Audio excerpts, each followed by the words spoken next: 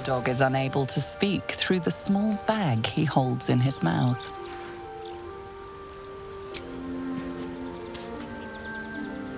I don't know. Maybe you can tell me. All I know is I thought of you when I saw it.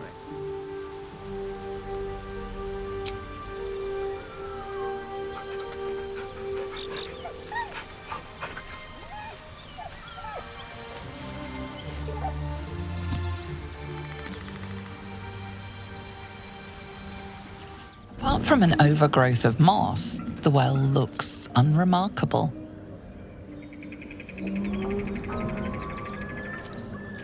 Dry stones line the wall. At the bottom, something gleams in the dappled light.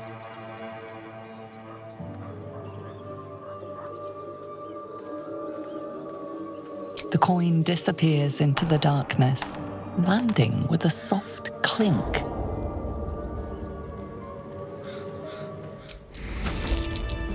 No more than a few pecks. I'm afraid this spread is most inadequate. Our bargain is at an end. Unless perhaps you've a spicier deal.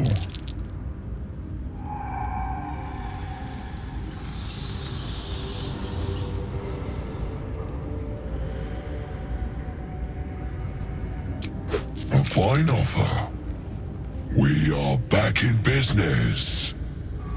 You know my terms. Sound the horn when you are ready. I have a confession. I was too hasty to judge you. I thought you witless, gutless, unimpressively bland.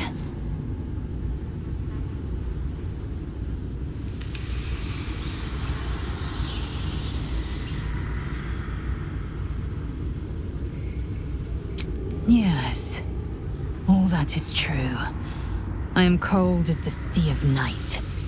But you have stoked fires I didn't know I possessed. I swear, you would tear the horns off one dragon for plunging into another. You've gained my respect, and more still, my yearning. When I come near, your odor alone is enough to make my neck sweat and my hairs stand on end.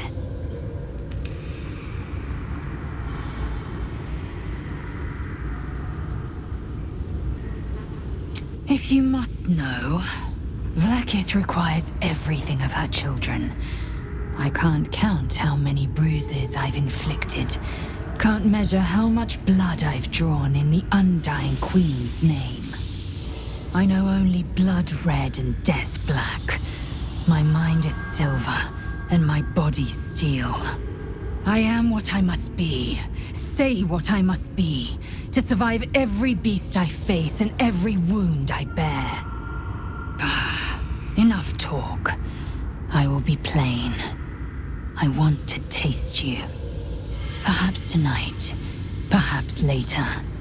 But I want it all the same. Do you?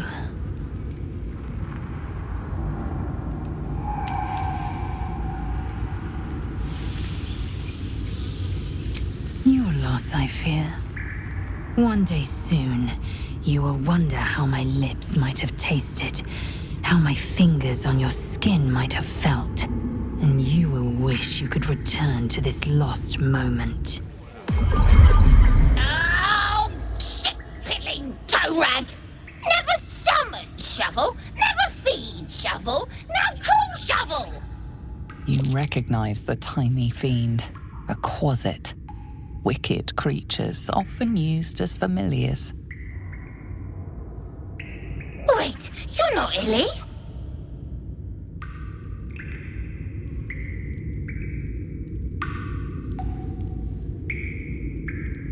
The blacksmith, the teacher, the grocer, the baker, little piggies to the butcher. So, you're Shovel's master now. Fine.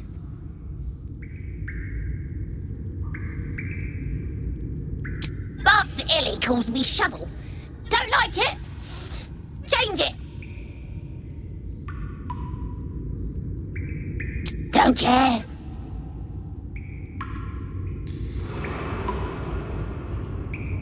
Oh, Less tearing, less blood, but fine. I am Forg. So, what first, Master? Gutting locals? Raising the dead? Making them walk?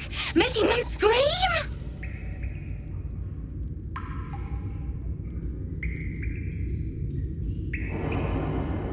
Yes! Steal bodies, tear them, then Lily puts them back together. Again and again. When he wasn't horny for the book. Oh, book this, book that. He loves the book. Oh, Master should go see. Talk to the mirror, and remember, balsam, good for burns. Speak your name. An enchanted mirror. Raw magic leashed to a bauble. Almost sad.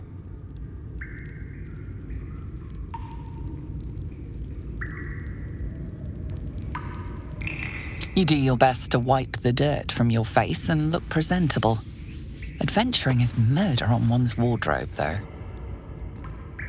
Speak your name.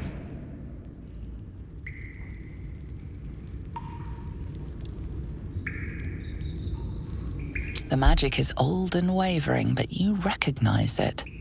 The mirror is a thinking lock, hiding some secret.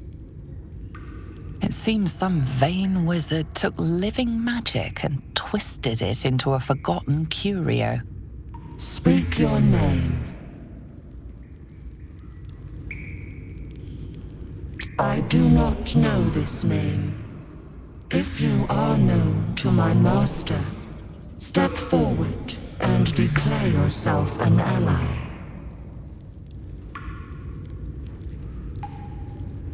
Only a true ally of Ilintoth may pass. What think you of the Zolkir known as Zastam? You remember stories of Zastam, a powerful lich in Thay who made deals with dark gods.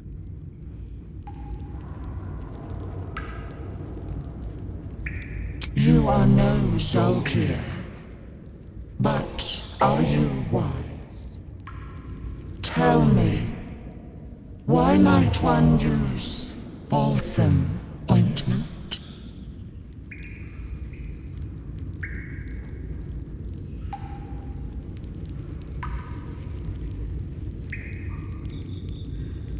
Acceptable, finally. If you could see anything in me, what would it be?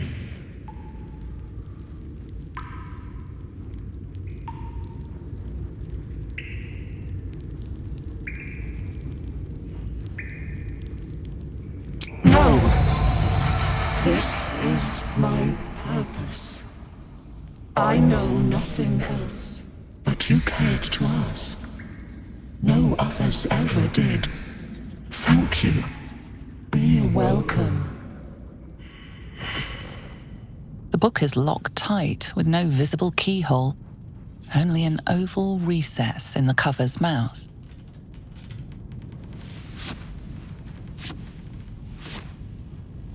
You try to examine the book, but the longer you stare, the more those piercing amethyst eyes draw you in.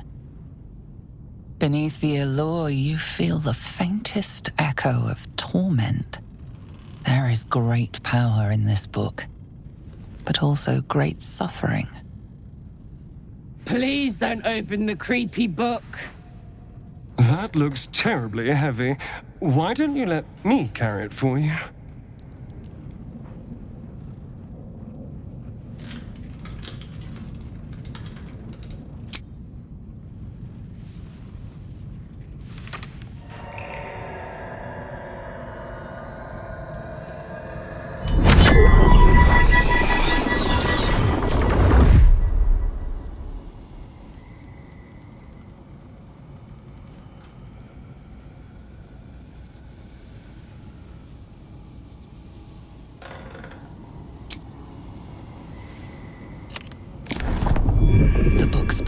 Irresistible. You feel changed, bettered for having opened it. Suddenly you are capable of anything. Felling mountains, darkening suns, conversing with the dead. So much promised. But what is sought in return? Glyphs shift gently before your eyes. Words slip into your mind, onto your lips, forming words you don't understand. And something is trying to reply.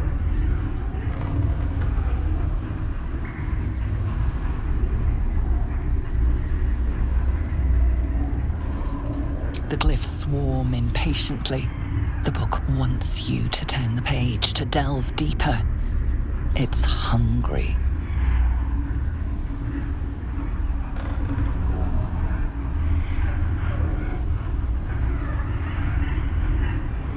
The glyphs seem to burn your inner eye, outraged at your denial. Within the pages, you feel a feral thrashing. Living magic, driven mad by what it was used for. Necromancy. The magical energies of all living things were stolen, corrupted, and sealed in this vile book that wants someone to share in its insanity.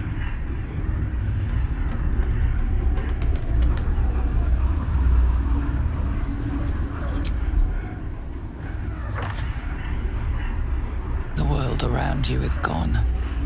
You can only see those glyphs, only hear those voices. You feel claws moving in the shadows. They pull at you, dragging you closer.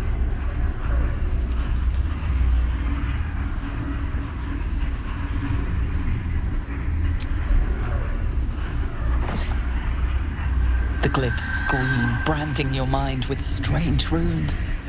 You see time rewritten, fate undone, your future thrumming with power.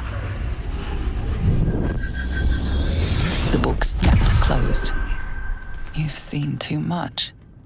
What profane knowledge is now seared inside of you you should never have known. Go ahead. I'm listening. Ah, yes. Karsus. Karsus was perhaps the most powerful wizard that ever lived. The child who would be a god, the elves called him. And he tried. With a spell of his own devising, he endeavored to usurp in one fell swoop the power of the goddess of magic. Mistral, she was called then. Imagine what it must have felt like to be a god, to know yourself, to be untouchable, to be mistaken. As Karsus aimed his spell at her, she began to unravel, and with her, the entire weave. Too late did he realize what he had unleashed. It would have been the end of everything had not Mistral sacrificed herself. The goddess of magic is all magic. By dying, the entire weave was lost, and the spell that challenged a god failed. It was the end of Mistral, the end of Karsus, and the end of an entire civilization. As the child who would be a god was turned to stone, his empire came crashing down around him. The floating cities of Netheril were no more, an event that came to be known as Karsus's folly.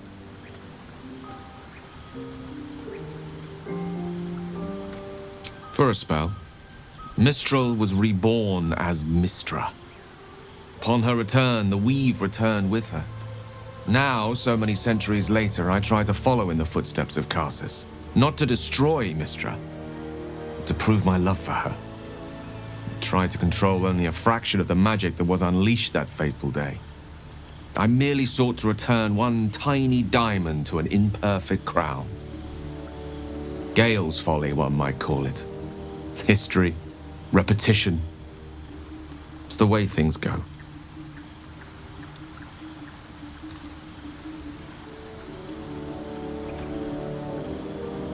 If it should ever come to that, if I ever know I am no longer able to stop it, I will do anything I can to ensure no one but me pays for my mistakes. I will find the remotest place on the surface of Faerun, or perhaps far below in the depths of the Underdark. I will await that death, alone. I promise I will not betray your trust. You kept me by your side despite the menace that I am. If worst comes to worst, I will be long gone before the curtain falls. Copper for your thoughts?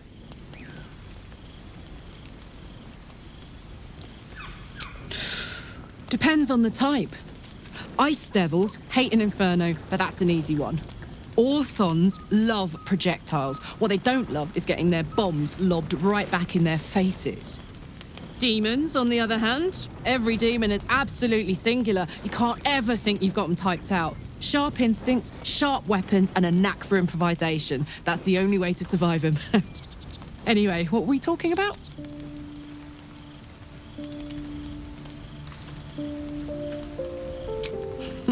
Funny you should ask. I was just thinking about what would have become of us without that nautiloid.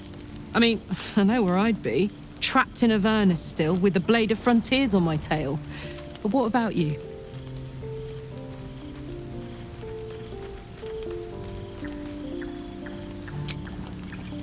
It'll come back to you. Maybe you'll recognize something we passed, or maybe we'll find out what happened to you. I get the feeling we've got a long road ahead of us. I hope we find you some answers along the way. Hello, my dear.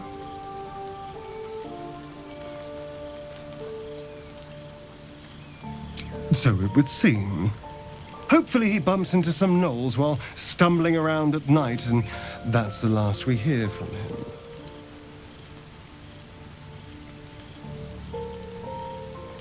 I didn't do anything. I was kidnapped, just like you. It seems Cazador wants me back.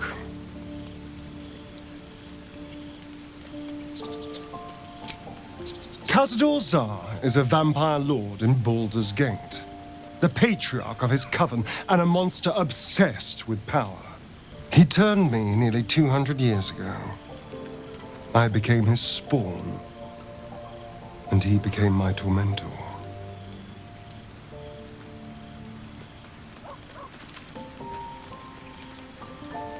It was him, I'm sure. Only he would know to send the Gur after me. It was a group of Gur that attacked me that night in Baldur's Gate. I would have died had Cazador not appeared and saved me.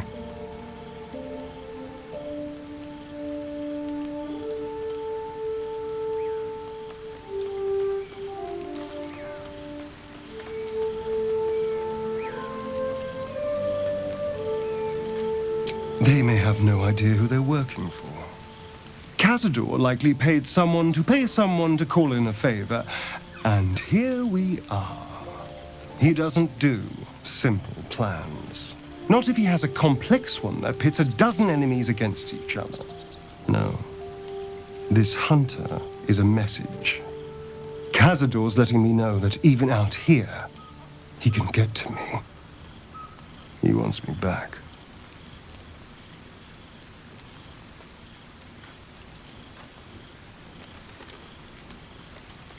Maybe he wants to make an example of me, to show what happens to runaways. Or maybe he thinks death is too good for me.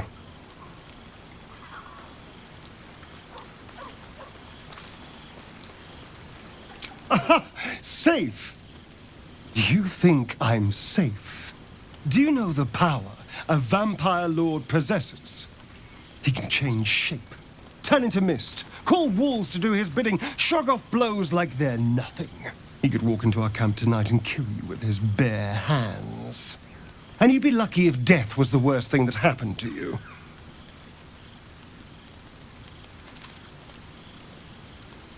First, we have to... I don't know. Well, if we kill his lackeys, he'll just send more. We just have to be vigilant, keep our wits about us, and kill any monster hunters on sight. We can probably make an exception for Will. Probably.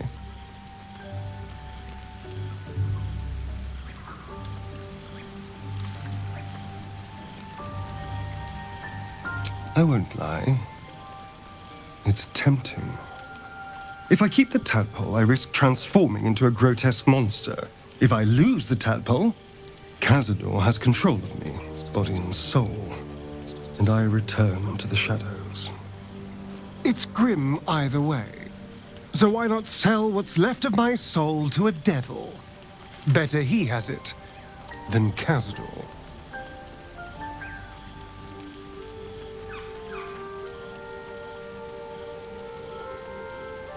You're familiar with the phrase, better the devil you know? I know Cazador, and I'll take anything that saves me from that.